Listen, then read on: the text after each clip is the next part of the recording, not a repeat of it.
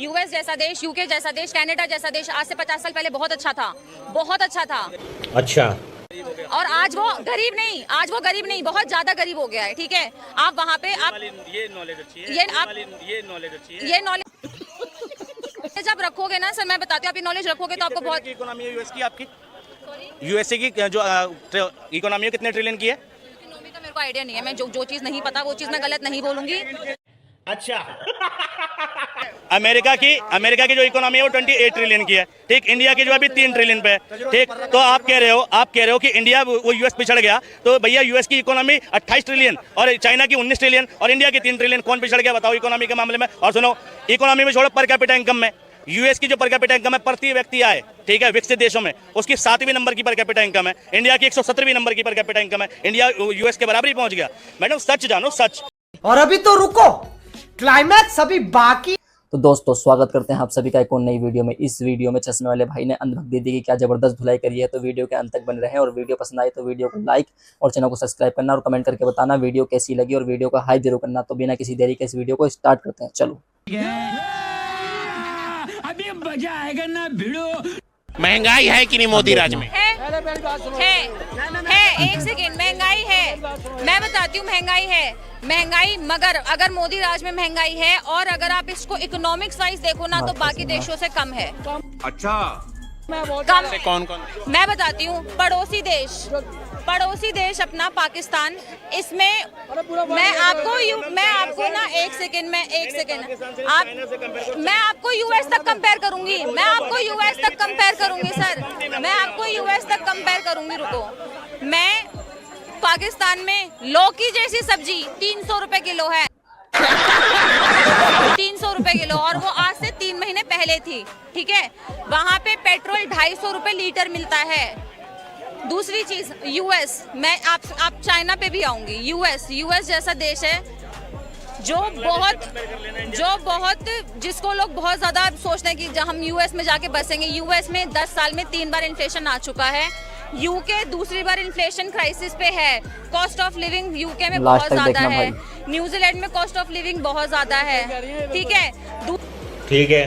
दूसरा, चाइना में cost of living क्यों नहीं है? चाइना में महंगाई क्यों नहीं है? क्योंकि चाइना के सारे सॉफ्टवेयर, सारे एप्लीकेशंस वो इनबिल्ड हैं। वो कोई भी सॉफ्टवेयर, कोई भी एप्लीकेशन बाहर के देश से इंपोर्ट नहीं करती है। वो सब कुछ अपना देश बोलेंगे। रुको जरा, सबर करो, बोला धक्का बुक्की नहीं करने का, आराम से लेने का।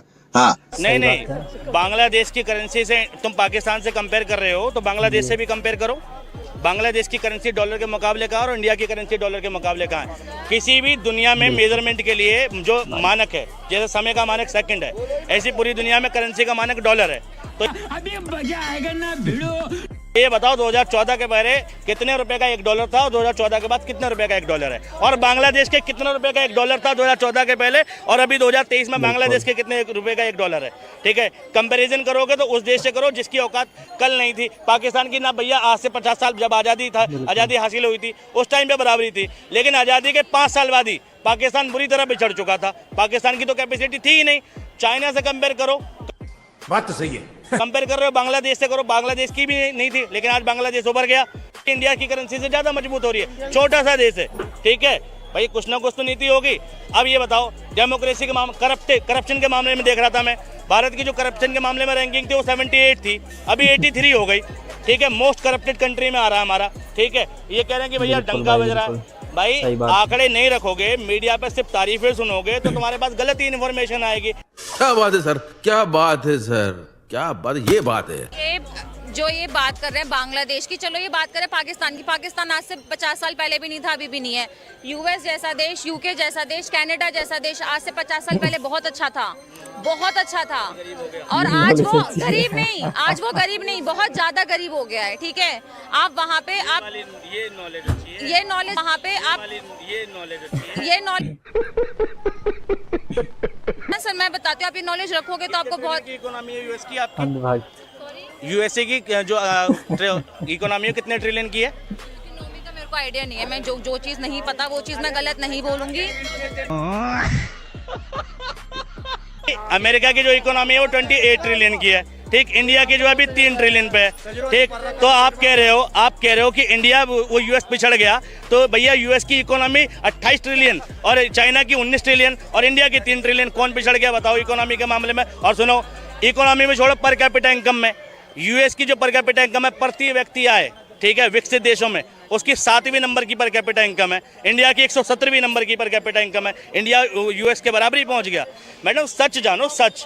ठीक है, आप तारीफ करो, किसी के समर्थक बनो, विरोधक बनो, अलग बात है। तो दोस्तों इस वीडियो में लास्ट तक बने रहना, अभी तो इस अनुभव दीदी की और जबरदस्त धुलाई होने वाली है, तो वीडियो को लास्ट तक देखो। पहले कहाँ था इंडिया? आज से 50 साल पहले कहाँ था?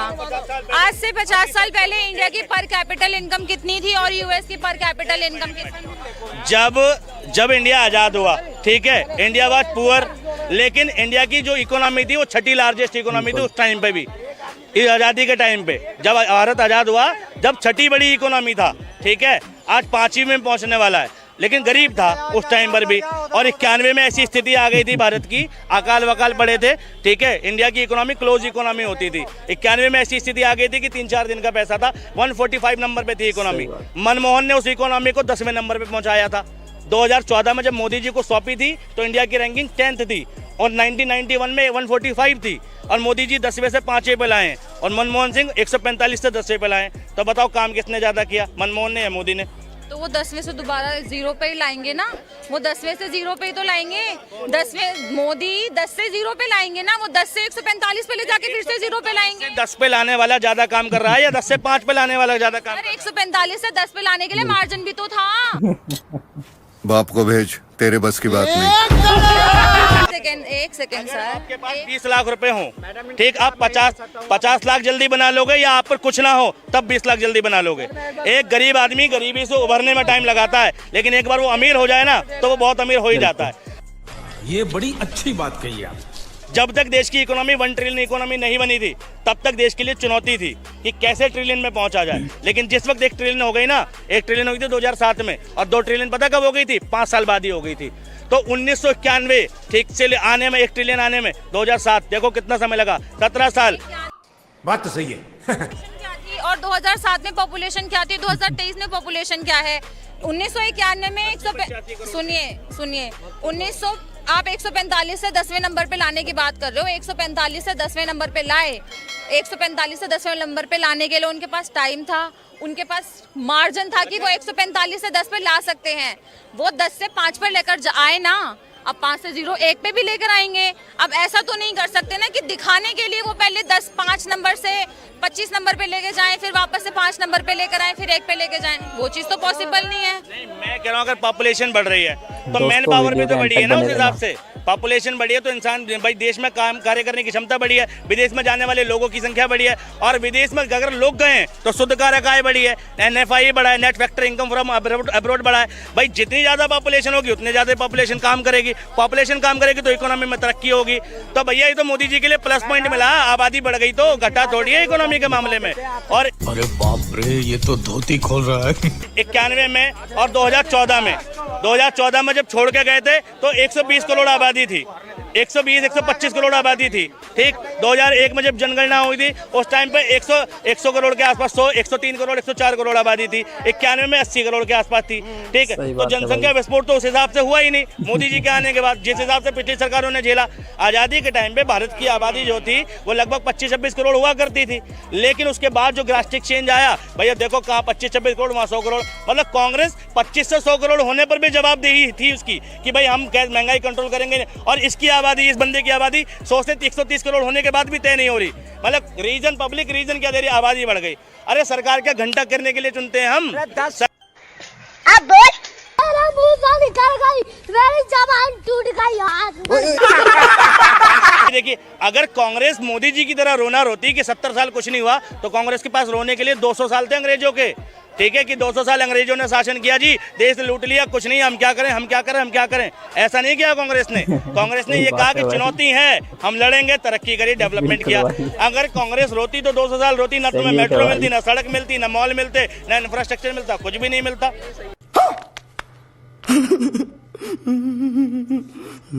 तो दोस्तों उम्मीद करता हूँ आप सभी को ये वीडियो बहुत ज़्यादा पसंद आई होगी। अगर पसंद आई है तो वीडियो को लाइक और चैनल को सब्सक्राइब करना और हमें कमेंट करके बताना है इन अंध भक्तों के बारे में आपकी क्या राय है। और आपको ऐसी ही और मज़ेदार वीडियो देखनी है तो हमारे चैनल को सब्सक्राइब जरूर कर लेना।